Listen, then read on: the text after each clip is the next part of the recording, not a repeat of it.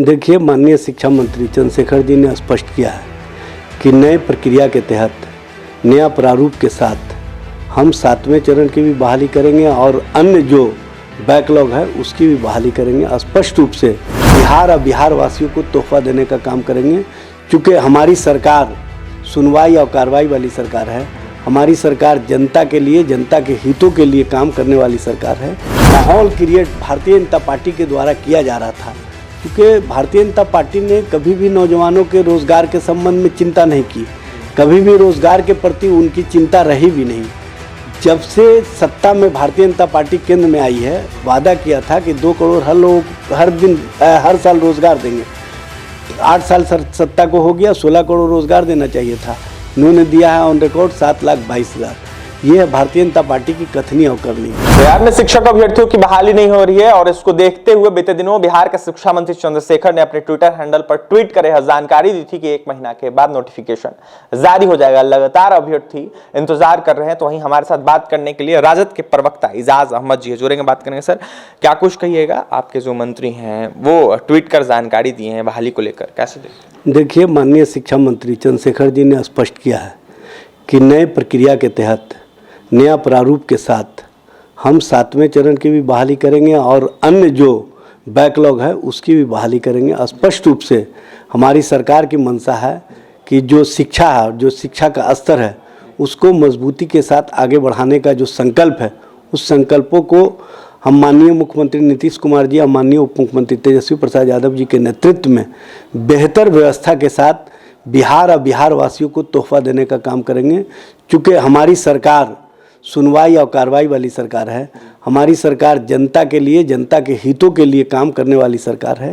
इसलिए जो भी अभ्यर्थी पास आउट किए हुए हैं उनको चिंता की आवश्यकता नहीं, उनके लिए सरकार चिंतित है और उनकी चिंता में सरकार बेहतर विकल्प के साथ आपको बेहतर तरीके से खुशियाँ देने जा रही है। आप उन खुशियों से सराबोर हो जाएंगे होली से पहले ही, क्योंकि जिस तरह का माहौल क्रिएट भारतीय जनता पार्टी के द्वारा किया जा रहा था, क्योंकि भारतीय जनता पार्टी ने कभी भी नौजवानों के रोज़गार के संबंध में चिंता नहीं की, कभी भी रोज़गार के प्रति उनकी चिंता रही भी नहीं। जब से सत्ता में भारतीय जनता पार्टी केंद्र में आई है, वादा किया था कि 2 करोड़ हर साल रोज़गार देंगे। 8 साल सत्ता को हो गया, 16 करोड़ रोज़गार देना चाहिए था। इन्होंने दिया है ऑन रिकॉर्ड 7,22,000। ये है भारतीय जनता पार्टी की कथनी और करनी। जबकि हमने 5 महीने के अंदर लगभग 50,000 लोगों को नौकरियां दी हैं, रोज़गार दिया है और हर दिन हम इसको प्रोसेस को आगे बढ़ा रहे हैं और इस प्रोसेस के माध्यम से हम जनता के बीच में, जनता के लिए काम कर रहे हैं। ये स्पष्ट रूप से दिख रहा है। इजाज अहमद जी, शिक्षा मंत्री ने जो ट्वीट कर दिया, लेकिन देखा जाए तो शिक्षक अभ्यर्थी अभी भी उग्र होने की बात करें, वो कह रहे प्रदर्शन करेंगे। देखिए, प्रदर्शन से कोई समस्या का हल होता नहीं है। लोकतंत्र में है सबको अधिकार अपना बात रखने का, लेकिन जब सरकार ही उनके लिए चिंतित है, सरकार ही उनके काम को करने के प्रति उत्सुक है, तो वो धैर्य रखें और धैर्य से ही सारा समस्या का निदान होता है। और स्पष्ट रूप से हमारी सरकार कहीं ना कहीं नौजवानों के रोज़गार के लिए बनी है, नौजवानों को रोज़गार देने के लिए बनी है, नौजवानों के चेहरे पर खुशियाँ लाने के लिए बनी है। और स्पष्ट रूप से ये दिख रहा है, जो हम कहते रहे हैं उसको हम करने का काम किए हैं, अमल में लाने का काम किए हैं। और कहीं ना कहीं जो अभ्यर्थी हैं उनकी जो चिंता है, उस चिंता के साथ सरकार चिंतित है और सरकार उस चिंता को चिंता मुक्त करने के प्रति उत्सुक है।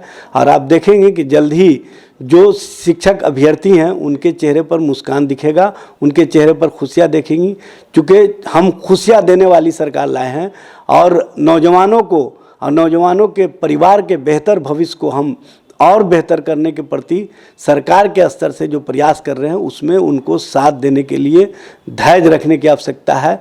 विपक्षी दलों के द्वारा जिस तरह की राजनीति की जा रही है, चूँकि वो जुमलाबाज हैं, वो रोज़गार के प्रति चिंता नहीं रखते हैं। वो चाहते हैं कि नौजवानों को उलझा करके नफ़रत के माहौल में खड़ा रखें, और हम चाहते हैं कि नफ़रत के माहौल से निकाल करके मोहब्बत के माहौल में लाएं और उनको उनके भविष्य के साथ हम बेहतर विकल्प देने का काम करें, और उस दिशा में हम निरंतर कार्य कर रहे हैं, निरंतर प्रयास कर रहे हैं, और उसमें हम पूरी तरह से सफल हैं। अंतिम सवाल रहेगा सर आपसे, जिस तरीके से अभ्यर्थी आंदोलन करने जा रहे हैं, उन अभ्यर्थियों को क्या कुछ कहिएगा, क्या संदेश दीजिएगा? देखिए, मेरा एक ही संदेश है कि धैर्य रखें।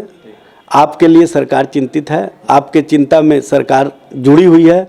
सरकार चूँकि स्वयं इच्छुक है कि आपके परिवार और आपका भविष्य बेहतर हो, तो उस बेहतर भविष्य के लिए आपको भी संयम से काम लेना चाहिए, और आप अपने आंदोलन को सकारात्मक दृष्टिकोण से लेकर के ये स्पष्ट रूप से सोच रखें कि सरकार आपके साथ खड़ी है, और सरकार जब आपके साथ खड़ी है तो आपको चिंता की आवश्यकता नहीं है।